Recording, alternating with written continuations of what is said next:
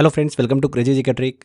दोस्तों, आज के इस वीडियो में हम जनरल साइंस के अंतर्गत बायो का एक काफ़ी इंपॉर्टेंट टॉपिक डिस्कस करने वाले हैं, जिसका नाम है ह्यूमन ब्रेन, मस्तिष्क। देखिए, नर्वस सिस्टम वाले टॉपिक में जब हम सेंट्रल नर्वस सिस्टम की बात करते हैं, केंद्रीय तंत्रिका तंत्र की, जिसका काम होता है पूरे शरीर के नर्वस सिस्टम को कंट्रोल करना। ये सेंट्रल नर्वस सिस्टम जो होता है, ये दो भागों में बटा हुआ होता है, पहला ब्रेन और दूसरा स्पाइनल कॉर्ड। तो आज के सेशन में हम ह्यूमन ब्रेन, मस्तिष्क को अच्छे से डिटेल में डिस्कस करेंगे। काफ़ी क्वेश्चन यहाँ से एग्जाम के अंदर पूछे जाते हैं, लगातार मेरे को क्वेश्चंस देखने को मिल रहे हैं, इसलिए इस टॉपिक को पढ़ना बहुत ही ज़रूरी है। मैं आपको बहुत ही बेसिक से समझाऊंगा, छोटी छोटी इन्फॉर्मेशन हम कवर करेंगे जो एग्जाम में पूछी जाती है। तो चलिए, बिना किसी देरी के हम लेक्चर को शुरू करते हैं। मस्तिष्क हमारे शरीर का सबसे महत्वपूर्ण अंग है, जो हमारे सोचने, समझने, महसूस करने और शरीर के हर अंग को कंट्रोल करने का काम करता है। यह क्रेनियम यानी खोपड़ी की हड्डी के अंदर सुरक्षित रहता है। मस्तिष्क एक सॉफ्ट ऑर्गन है जो कि बहुत ही डेलिकेट होता है। ब्रेन के स्ट्रक्चर की बात करते हैं तो ब्रेन का वजन, अगर हम पुरुषों में बात करें तो 1350 से लेकर 1450 ग्राम का होता है। महिलाओं में बात करें तो मस्तिष्क का औसतन वजन 1200 से 1300 ग्राम होता है। बच्चों में अगर हम बात करें तो लगभग 350 से 400 ग्राम के आसपास इसका वजन होता है। ब्रेन में 65% टू 70% फैट होता है, इसलिए इसे शरीर का सबसे फैटी ऑर्गन भी कहा जाता है। मस्तिष्क, हमारा जो ब्रेन होता है, 3 परतों की झिल्ली मतलब मेनिंजेस से ढका हुआ होता है, जो इसे सुरक्षित रखता है। ये 3 झिल्लियां कौन सी होती है? पहला है ड्यूरा मैटर, सबसे भारी और मजबूत परत होती है। दूसरा है ऑर्केनॉइड, बीच की परत होती है जिसमें फ्लूइड मतलब तरल पदार्थ रहता है। तीसरा होता है पाया मैटर, सबसे अंदरूनी परत होती है जो सीधे मस्तिष्क से जुड़ी हुई होती है। मेनिंजेस और मस्तिष्क के बीच में, ब्रेन के बीच में एक खास तरल पदार्थ जो होता है, लिक्विड पदार्थ, वो भरा हुआ होता है, जिसे सेरिब्रोस्पाइनल फ्लूइड कहा जाता है, CSF। मेनिंजेस परत में रोगाणु मतलब जर्म्स का हमला होने पर इसमें सूजन आ जाती है, जिसके कारण मेनिंजाइटिस नामक बीमारी हो जाती है। राजा राम मोहन राय की मृत्यु मेनिंजाइटिस के कारण ही हुई थी। ये तरल ब्रेन को शॉक्स मतलब झटकों और बाहरी आघातों से बचाता है। तो ड्यूरा मैटर सबसे भारी परत होती है जो कपाल अस्थि से जुड़ी हुई होती है। ऑर्किनॉइड, ये मध्य वाली परत होती है जो कि कोमल उत्कोट टिश्यू से मिलकर बनी हुई होती हैं, और ये मकड़ी के जाले जैसी कंस्ट्रक्शन के रूप में हमको दिखाई देती हैं। पाया मैटर सबसे अंदरूनी परत होती है मस्तिष्क के अंदर, जो कि मस्तिष्क की सतह से लिपटी हुई होती है। नेक्स्ट हम ब्रेन के फंक्शन की बात करते हैं तो मस्तिष्क हमारे शरीर को कंट्रोल करता है। हमारे दिमाग का मुख्य काम बॉडी को कंट्रोल और कोऑर्डिनेट करना होता है। सोचने, बोलने, सुनने, याद रखने, सीखने, निर्णय लेने, भावनाओं को महसूस करने और शरीर के सभी कार्यों को कंट्रोल करता है। एग्जाम्पल के तौर पर, जब हम भूखे होते हैं तो मस्तिष्क हमें खाने का संकेत भेजता है। जब कोई हमें छूता है तो दिमाग तुरंत हमें एहसास कराता है कि यह कैसा स्पर्श है, सॉफ्ट है कि हार्ड है। जब हम कोई सवाल हल करते हैं तो मस्तिष्क सोचने और याद करने का काम करता है। नेक्स्ट हम ब्रेन के अलग अलग पार्ट को डिस्कस करते हैं। तो मस्तिष्क को, जैसा कि आप देख सकते हैं, कि 3 भागों में बांटा गया है। पहला होता है फोर ब्रेन, दूसरा होता है मिड ब्रेन और तीसरा होता है हाइंड ब्रेन। फोर ब्रेन मतलब अग्र मस्तिष्क, मिड ब्रेन मतलब मध्य मस्तिष्क और हाइंड ब्रेन मतलब पश्चिम मस्तिष्क, पीछे वाला मस्तिष्क का भाग। फोर ब्रेन जो होता है, अग्र मस्तिष्क जो होता है, यह मस्तिष्क का सबसे बड़ा भाग होता है। हर एक पोर्शन को हम डिटेल में डिस्कस करेंगे। इसका मुख्य कार्य क्या होता है? सोचना, याद रखना, निर्णय लेना, भावनाओं को कंट्रोल करना, ये सब इसका काम होता है फोर ब्रेन का। इसके मुख्य भाग कौन कौन से होते हैं? सेरिब्रूम आता है इसमें और डाइन्सेफेलॉन आता है। सेरिब्रूम मस्तिष्क का सबसे बड़ा हिस्सा जो सोचने और याददाश्त से जुड़ा हुआ होता है। डाइन्सेफेलॉन की बात करें तो ये 2 भाग में होता है, एक थैलेमस और एक हाइपोथैलेमस। थैलेमस शरीर से आने वाली सूचनाओं, इंफॉर्मेशन को मस्तिष्क के अलग अलग हिस्सों में भेजता है। हाइपोथैलेमस की बात करें तो भूख लगना, प्यास, नींद और शरीर के टेम्परेचर को कंट्रोल करता है। मिड ब्रेन, मध्य मस्तिष्क की बात करते हैं तो ये ब्रेन और स्पाइनल कॉर्ड के बीच में एक लिंक का काम करता है। इसका काम क्या होता है? आंखों और कानों से आने वाली इंफॉर्मेशन को प्रोसेस करना।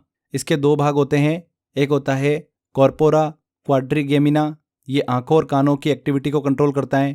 दूसरा है सेरेब्रल पेंड्यूल, ये शरीर के संतुलन और हरकतों को कंट्रोल करता है। हाइंड ब्रेन की बात करें, पश्चिम मस्तिष्क की बात करें तो शरीर की एक्टिविटी को कंट्रोल करने वाला भाग होता है। ये इनवॉलेंट्री एक्शंस को कंट्रोल करता है, जैसे कि चलना, संतुलन बनाए रखना, हृदय की धड़कन, श्वसन, इन सभी को। इसके मुख्य भाग की बात करें तो उसमें आता है सेरेबेलम, मस्तिष्क स्टेम, ब्रेन स्टेम। सेरेबेलम शरीर के संतुलन और कोऑर्डिनेशन को कंट्रोल करता है। ब्रेन स्टेम की बात करें तो ये 2 भागों में बटा हुआ होता है, एक पोन्स वेरोली और दूसरा मेडुला ऑब्लंगाटा। पोन्स वेरोली नींद और चेहरे की जो अभिव्यक्ति होती है उसको कंट्रोल करता है। मेडुला ऑब्लंगाटा की बात करें तो हृदय की धड़कन, श्वसन, डाइजेशन, पाचन, इनको कंट्रोल करता है। तो ये एक हमने ओवरव्यू डिस्कस किया। अब हर एक सेक्शन को अपन थोड़ा सा डिटेल में डिस्कस करते हैं, हर एक भाग को। सबसे पहले अपन लेते हैं फोर ब्रेन को, मतलब अग्र मस्तिष्क को। फोर ब्रेन, अग्र मस्तिष्क, मस्तिष्क का सबसे बड़ा भाग है। ये सोचने, निर्णय लेने, याद रखने और शरीर के कार्यों को कंट्रोल करने का मुख्य सेंटर है। फोर ब्रेन 2 भागों से मिलकर बना होता है, सेरिब्रम और डाइन्सेफेलॉन। सेरिब्रम सोचने और याददाश्त से जुड़ा हुआ सबसे बड़ा हिस्सा होता है। डाइन्सेफेलॉन की बात करें तो हार्मोन और शरीर के ऑटोमेटिक फंक्शन को कंट्रोल करने वाला भाग होता है। दोनों को अच्छे से डिटेल में समझते हैं। सबसे पहले हम बात करते हैं सेरिब्रम की। सेरिब्रम मस्तिष्क का सबसे बड़ा और सबसे डेवलप्ड हिस्सा होता है। ये मस्तिष्क का 2/3 हिस्सा होता है। इसका मुख्य कार्य क्या होता है? इंटेलिजेंस, मतलब बुद्धिमत्ता, सोचने और निर्णय लेने में ये हेल्प करता है। मेमोरी और इमोशन को भी कंट्रोल करने का काम करता है सेरिब्रम। सेरिब्रम के 4 अलग अलग भाग होते हैं, मतलब लोब्स होते हैं। लोब्स में बटा हुआ होता है ये, जो कि अलग अलग कार्यों के लिए रिस्पॉन्सिबल होते हैं। पहला होता है फ्रंटल लोब। फ्रंटल लोब जो होता है ये सेरिब्रम का सबसे महत्वपूर्ण भाग होता है। इसका काम क्या होता है? मेमोरी को स्टोर करना, सोचने और निर्णय लेने में हेल्प करना, पर्सनालिटी डेवलपमेंट और क्रिएटिविटी को कंट्रोल करता है ये। कम्युनिकेशन और ध्यान केंद्रित करने को ये कंट्रोल करता है, कंसंट्रेशन को। ये अनुमस्तिष्क जो होता है सेरिबेलम को भी कंट्रोल करता है, जिससे हमारी शरीर की एक्टिविटी संतुलित रहती है। अगर फ्रंटल लोब क्षतिग्रस्त हो जाए तो व्यक्ति के निर्णय लेने की क्षमता, व्यक्तित्व और ध्यान केंद्रित करने की शक्ति प्रभावित हो सकती है। इसके बाद हम बात करते हैं इसके दूसरे भाग की, जो कि है पेरिएटल लोब, तर्क शक्ति और संवेदी सूचनाओं का केंद्र। सेंसरी इंफॉर्मेशन को ये प्रोसेस करता है। इसका काम बेसिकली ये होता है कि लॉजिकल रीजनिंग और मैथमेटिकल कैलकुलेशन में मदद करना। डिस्टेंस, डायरेक्शन, मोशन, इनको समझने में ये सहायता प्रदान करता है। इसी के साथ साथ ये लैंग्वेज को स्टोर करने में हेल्प करता है। सेंसरी परसेप्शन जैसे कि स्पर्श, टच, पेन, टेम्परेचर, इनको प्रोसेस करता है। आपने डिस्लेक्सिया के बारे में पढ़ा होगा, पढ़ने लिखने में कठिनाई होना, उसका संबंध पेरिएटल लोब से ही होता है। तारे ज़मीं पर आपने मूवी देखी होगी, उसमें ईशान को डिस्लेक्सिया की बीमारी थी, समस्या थी, जो पेरिएटल लोब की खराबी के कारण होती है। इसके बाद तीसरा अगला देखिए इंपॉर्टेंट भाग होता है इसका, टेम्पोरल लोब। सुनने और याददाश्त का ये सेंटर होता है। सुनने और भाषा समझने से ये जुड़ा हुआ हिस्सा है। इसका काम क्या होता है? ऑडियो फंक्शन को कंट्रोल करना, साउंड पहचानने, शब्दों को समझने में हेल्प करना, इमोशन और मेमोरी को कंट्रोल करना। अगर टेम्पोरल लोब वाला हिस्सा क्षतिग्रस्त हो जाता है तो व्यक्ति को सुनने और याद रखने में परेशानी हो सकती है। नेक्स्ट अगला भाग आता है ऑक्सीपिटल लोब। ये आंखों से प्राप्त जानकारी, विजुअल इंफॉर्मेशन को प्रोसेस करता है। इसका काम होता है विजुअल फंक्शन को कंट्रोल करना, कलर्स, शेप, मोशन, इनको पहचानने में हेल्प करना। ये ड्रीम फॉर्मेशन में भी मदद करता है, सपने बनाने में।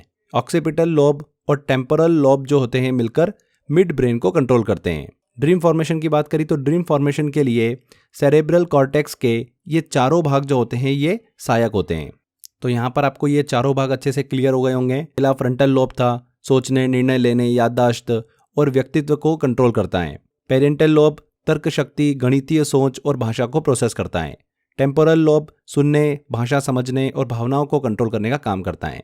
ऑक्सीपिटल लोब जो होता है देखने, दृश्य जानकारी, इनको प्रोसेस करता है। यहाँ पर आप ये डायग्राम देख सकते हैं, चारों भाग आपको समझ में आ रहे होंगे। तो यहाँ पर फ्रेंड्स, जिस तरीके से अभी तक आपने इस लेक्चर को देखा है, जिस तरीके से हमने अभी तक चीज़ों को समझा है, अगर आप इसी तरीके से इस पैटर्न से जीएस मतलब जनरल स्टडी को कंप्लीट करना चाहते हो तो फ्रेंड्स मैंने आप सभी के लिए 100 आवर जीएस का एक कोर्स डिज़ाइन कर रखा है।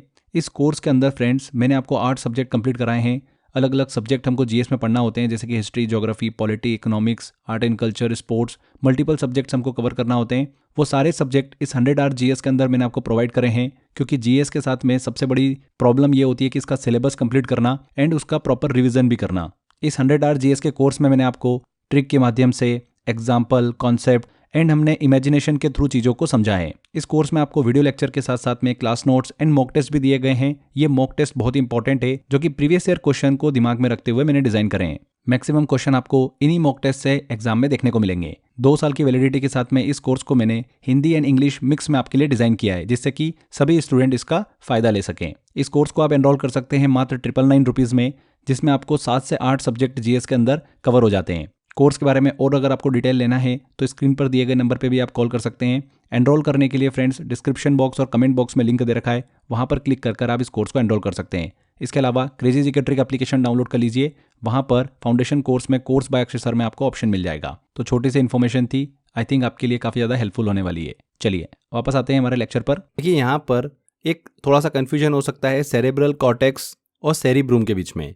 तो सेरेब्रल कॉर्टेक्स और सेरिब्रूम एक ही चीज़ नहीं होती है, अलग अलग चीज़ होती है।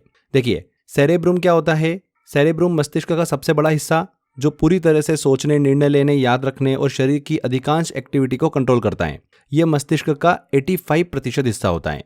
इसे 2 भागों में लेफ्ट हेमिस्फीयर और राइट हेमिस्फीयर में बांटा गया है।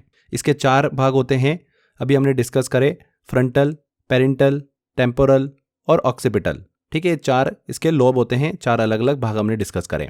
अब सेरेब्रल कॉर्टेक्स क्या होता है? सेरेब्रल कॉर्टेक्स सेरिब्रूम की सबसे ऊपरी हिस्सा होता है, सबसे ऊपरी परत होती है, आउटर लेयर होती है।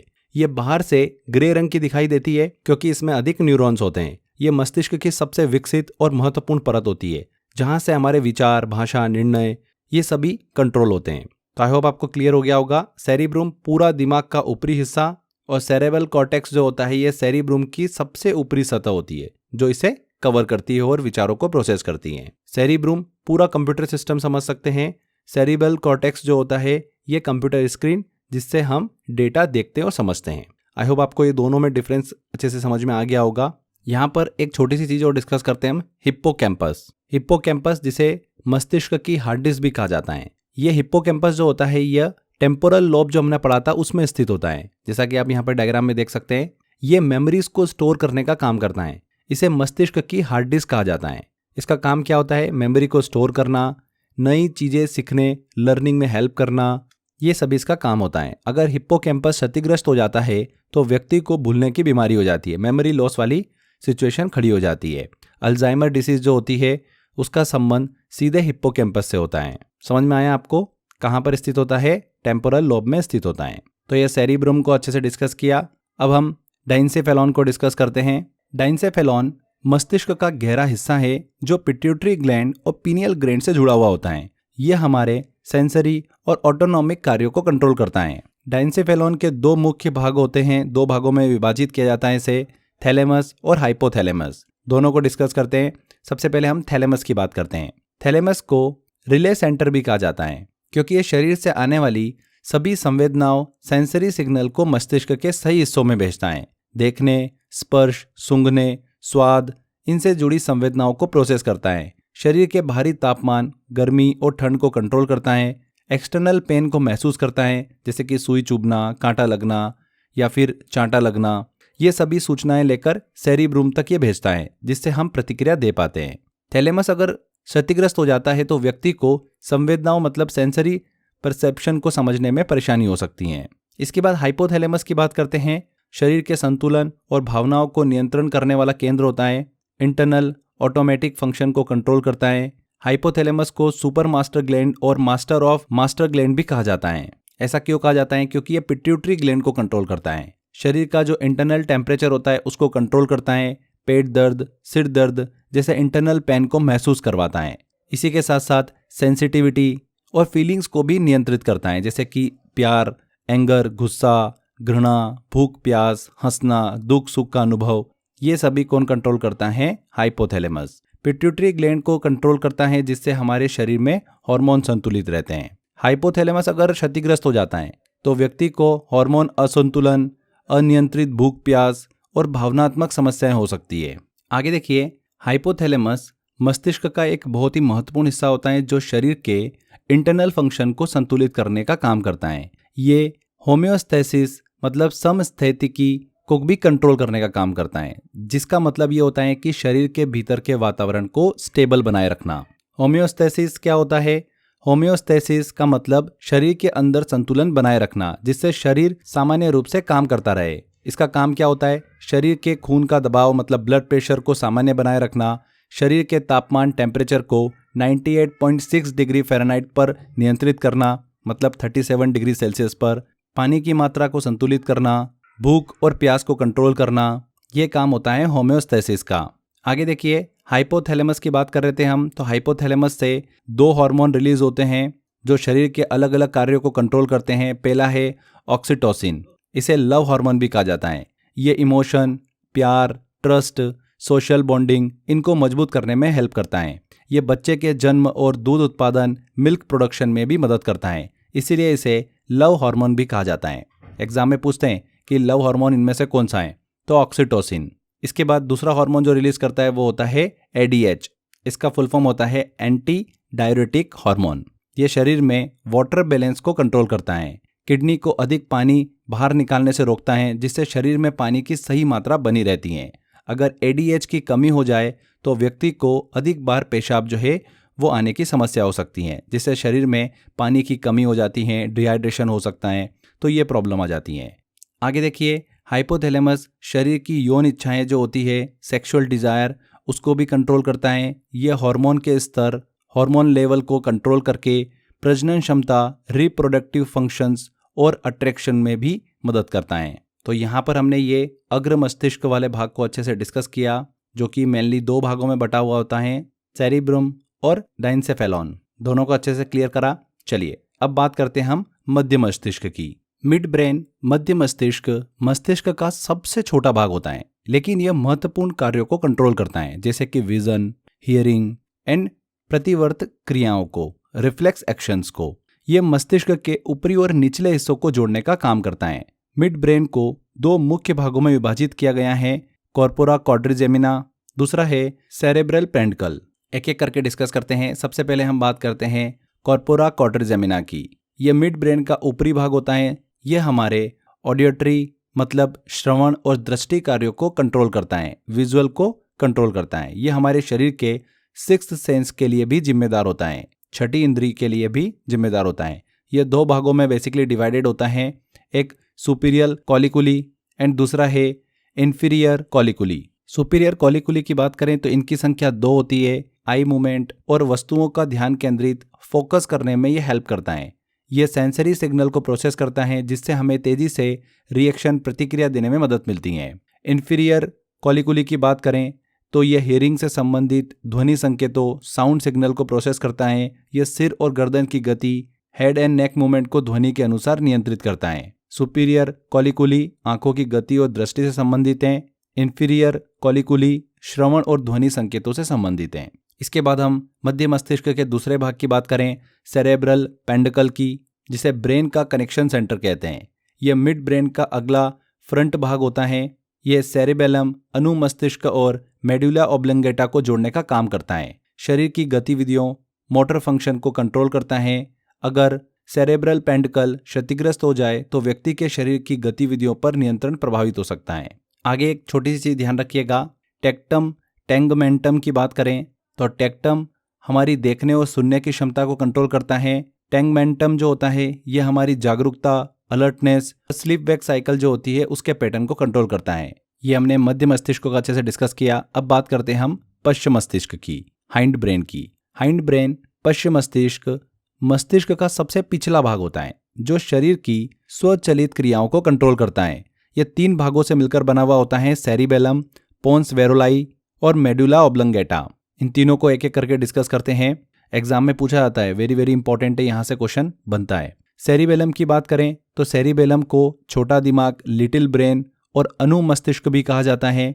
यह मांसपेशियों की गति, मसल मोशन और चलने फिरने, मोटर फंक्शन को कंट्रोल करता है। इसका काम क्या होता है? शरीर की स्थिति, बॉडी पोस्चर और बैलेंसिंग को बनाए रखना, बोलने और मांसपेशियों की गतिविधियों, मसल मूवमेंट को कंट्रोल करना। सेरिबेलम को जीवन का वृक्ष, ट्री ऑफ लाइफ भी कहा जाता है, क्योंकि यह शरीर की सभी गतिविधियों को संतुलित करता है। अगर सेरिबेलम क्षतिग्रस्त हो जाए तो व्यक्ति का संतुलन बिगड़ सकता है, वह सही से चल नहीं पाएगा। इसके बाद पोन्स वेरोलाई की बात करें तो मस्तिष्क का, जिसे ब्रीच कहा जाता है, पोन्स वेरोलाई मिड ब्रेन और मेडुला ऑब्लंगेटा को जोड़ने का काम करता है। यह एक ब्रीच की तरह कार्य करता है। इसका काम होता है मेडुला ऑब्लंगेटा और सेरिबेलम को जोड़ना, श्वसन क्रिया, रेस्पिरेशन प्रोसेस को कंट्रोल करना, मस्तिष्क में जाने वाले संदेशों को सही स्थान तक पहुंचाने में हेल्प करना। पोन्स के क्षतिग्रस्त होने पर व्यक्ति को सांस लेने और चलने में परेशानी हो सकती है। इसके बाद हम मेडुला ऑब्लंगेटा की बात करते हैं, जीवन रक्षा केंद्र जिसे कहा जाता है। मेडुला ऑब्लंगेटा मस्तिष्क तंत्र ब्रेन स्टेम का सबसे निचला और अंतिम भाग होता है। यह मस्तिष्क और रीढ़ की हड्डी को जोड़ता है। यह इन्वॉलेंट्री एक्शन स्वचालित क्रियाओं को कंट्रोल करता है जो बिना हमारे नियंत्रण के होती हैं। मेडुला ऑब्लंगेटा में 2 प्रकार की क्रियाएं होती है। पहला विटल रिएक्शन और दूसरा होता है एसेसरी रिएक्शंस। विटल रिएक्शन ये ऐसी अनैच्छिक क्रियाएं होती है, इन्वॉलेंट्री एक्शंस होती है जिनके बिना जीवन रहना असंभव है। इसके एग्जाम्पल हो गए रेस्पिरेशन सांस लेना, हार्ट रेट हृदय गति, दिल की धड़कन, वॉमिटिंग, ब्लड सर्कुलेशन, ये सभी इसके एग्जाम्पल हैं। मेडुला ऑब्लंगेटा क्षतिग्रस्त होने पर व्यक्ति की मृत्यु हो सकती है। दूसरा है सहायक क्रियाएं एसेसरी रिएक्शंस। गैर आवश्यक क्रियाएं ऐसी अनैच्छिक क्रियाएं होती है जिनके बिना जीवन रहना संभव है, जैसे कि छींक स्नीजिंग हो गया, हिकअप्स हो गए, हिचकी आना, खांसना, कफिंग, डकार लेना, बर्पिंग, तो ये सभी हो गई एसेसरी रिएक्शन। मेडुला ऑब्लंगेटा इन क्रियाओं को नियंत्रित करता है जिससे शरीर सही तरीके से रिएक्शन दे सके। तो ये ब्रेन मस्तिष्क के 3 भागों को हमने डिस्कस किया, अग्र मस्तिष्क, मध्य मस्तिष्क और पश्चिम मस्तिष्क। तो यहाँ पर हमने इस टॉपिक को अच्छे से डिस्कस किया, ह्यूमन ब्रेन की कंप्लीट स्टडी करी है। चलिए अब बारी है इस टॉपिक से कैसे क्वेश्चन एग्जाम में पूछे जाते हैं उन क्वेश्चन को सॉल्व करने की। पहला क्वेश्चन है, लव हार्मोन किसे कहा जाता है? तो ऑक्सीटोसिन को लव हार्मोन के रूप में जाना जाता है। मस्तिष्क की स्मरण शक्ति को संग्रहित करने का कार्य कौन करता है? तो मेमोरी को स्टोर करने का कार्य कौन करता है? हिप्पोकैम्पस करता है। हमने डिस्कस किया था हिप्पोकैम्पस जो होता है वो मस्तिष्क के जो 4 भाग होते हैं हमने पढ़े थे, उसमें टेम्पोरल लोब में स्थित होता है। ध्यान रखिएगा, मेमोरी को संग्रहित करने का काम होता है हिप्पोकैम्पस का। अगर हिप्पोकैम्पस को नुकसान पहुंच जाए तो क्या समस्या हो सकती है? क्या समस्या हो सकती है? स्मरण शक्ति, मेमोरी पूरी तरीके से खो सकती है। B answer. मस्तिष्क के कितने मुख्य भाग होते हैं? तो मस्तिष्क के कितने मुख्य भाग होते हैं? 4 मुख्य भाग होते हैं। मेनिंजेस में संक्रमण के कारण कौन सी बीमारी हो सकती है? मेनिंजाइटिस बीमारी हमको देखने को मिलती है। अगला क्वेश्चन आता है, राजा राम मोहन राय की मृत्यु किस बीमारी के कारण हुई थी? किस बीमारी के कारण हुई थी? मेनिंजाइटिस बीमारी के कारण इनकी मृत्यु हुई थी। तो इस तरीके से हमको इस टॉपिक से फ्रेंड्स क्वेश्चन देखने को मिलते हैं। आई होप आपने सारे क्वेश्चन सॉल्व भी कर लिए होंगे। यहाँ पर हमारा ये सेशन कंप्लीट होता है। कितनी आसानी से हमने इतने डिफिकल्ट टॉपिक को अच्छे से कंप्लीट किया है। अगर आप इसी तरीके से पूरी साइंस को पढ़ना चाहते हैं या पूरी जीएस को कंप्लीट करना चाहते हैं तो आप मेरा 100 आवर जीएस का कोर्स ले सकते हैं। 100 आवर जीएस के अंदर मैंने 6-7 सब्जेक्ट्स आपको इसी तरीके से पढ़ाए हुए हैं, सिस्टमेटिक तरीके से, कॉन्सेप्ट से, इमेजिनेशन, ट्रिक से, बहुत ही सिंपल वे में हमने चीज़ों को डिस्कस किया है। एंड एग्जाम ओरिएंटेड पढ़ा है, सबसे इंपॉर्टेंट। जो लगातार एग्जाम के अंदर पूछे जा रहे हैं क्वेश्चंस, उसी पर बेस्ड हमने थ्योरी को कवर किया है। Hindi and English mix language में मैंने इस कोर्स को आपके लिए डिज़ाइन किया है जिससे कि सभी स्टूडेंट अच्छे से पढ़ सके। इसके अलावा दोस्तों कोर्स के अंदर मैंने आपको 3500 प्लस इंपॉर्टेंट क्वेश्चन के मॉक टेस्ट दिए हैं। लगातार जो अभी प्रीवियस ईयर एग्जाम के अंदर क्वेश्चंस पूछे गए हैं वो क्वेश्चंस, एंड जिन क्वेश्चन की एग्जाम में आने के चांसेस ज़्यादा हैं उन सभी का कलेक्शन बनाकर आपको मॉक टेस्ट दिए हैं जिससे कि आप प्रैक्टिस कर सकें एंड एग्जाम में अच्छा स्कोर कर सकें। तो अगर आप 100 आवर जीएस का मेरा कोर्स लेना चाहते हैं फ्रेंड्स, तो डिस्क्रिप्शन बॉक्स और कमेंट बॉक्स में लिंक दे रखा है, वहां पर क्लिक कर आप एनरोल कर सकते हैं। इसके अलावा crazy GK trick application download कर लीजिए। वहां पर फाउंडेशन कोर्स में कोर्स बाय अक्षय सर में आपको ऑप्शन मिल जाएगा 100 आवर को ज्वाइन करने का, वहां से आप ज्वाइन कर सकते हैं। तो आज के सेशन में इतना ही। आई होप आपको वीडियो अच्छा लगा है। वीडियो अच्छा लगा है, मेहनत अच्छी लगी है तो वीडियो को लाइक कर दीजिए, शेयर कर दीजिए एंड कमेंट करके जरूर बताइएगा कि वीडियो कैसा लगा। अगर आपने अभी तक चैनल को सब्सक्राइब नहीं कराएं तो सब्सक्राइब भी कर लीजिए। मिलते हैं फ्रेंड्स अगले वीडियो में। Till then, bye bye.